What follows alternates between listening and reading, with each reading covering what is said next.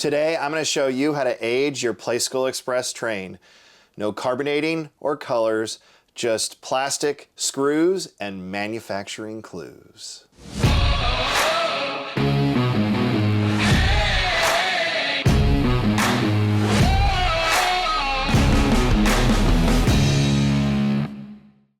Hey everyone, MalaMaker here, and today we are going to date the Playskool Express train set from 1988, not 1991.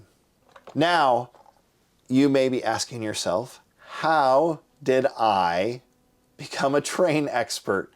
Well, how I got tied to this particular train is I had this train set as a kid. I am 40 years old. A few weeks ago, just turned 40. And this train came out in 1988. I believe I was gifted it right around when I was 3. And anyways, this train set has been near and dear to my heart for many years. And when I had kids of my own, I wanted to pass down some of my toys to my kids. This was a prime example of a toy that I passed down.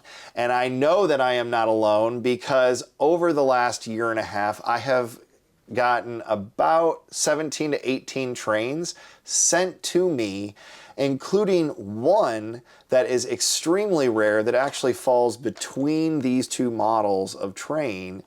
Anyways, they've been sent to me to repair, and I have actually learned a ton about this train set. And that gets into dating your train. So with the 1988 model, this one was the first edition that Playskool came out of this style of train. And on an easy to connect train track, this train was also easy to load. The cars were easy to load, easy to connect. A little kid could use this train very easily. Now, as I have gotten these train sets and I've repaired them, I have had 2 different trains, including the one I hold here, from customers that have pointed out some design changes along the way of manufacturing with this train set to honestly make the train a little less reliable over time.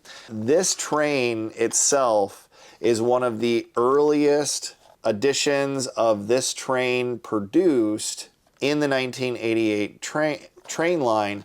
And I will tell you this train is by far in the best shape out of all of the trains that I've seen. And it even has a feature on it that negates one of the repair parts that I sell for these train sets. So let's get to it, and we'll go through kind of the various versions of this train. At least as of right now, I know of 3 major versions, but I've also found a couple little other features in this train as well that are changed throughout the manufacturing process. It's kind of wild and crazy. So let's get into it. Now, these design changes revolve around mainly 3 parts in one particular area, and it's really all boils down to the chassis itself. So when I say the chassis, this is the red part on the underside of the train, which includes the cap cover, and it also includes the drive wheels itself. Now I'm going to take the drive wheels out to kind of show you what I'm talking about with the various versions of this train. Now, the latest and most common version that was used in at least the later part of the 1988 production line and the 1991 production line of the chassis, which is both versions are red. This is the most common feature where it has the grooves for the drive wheels, and then it has the cover, you know, normal stuff. If you've seen this train before, this is all looking normal. Now, if you are looking at particularly this piece here on this train and you're going, mine looks a little different than that, you may actually fall in one of those earlier versions of the manufacturing that this train has undergone.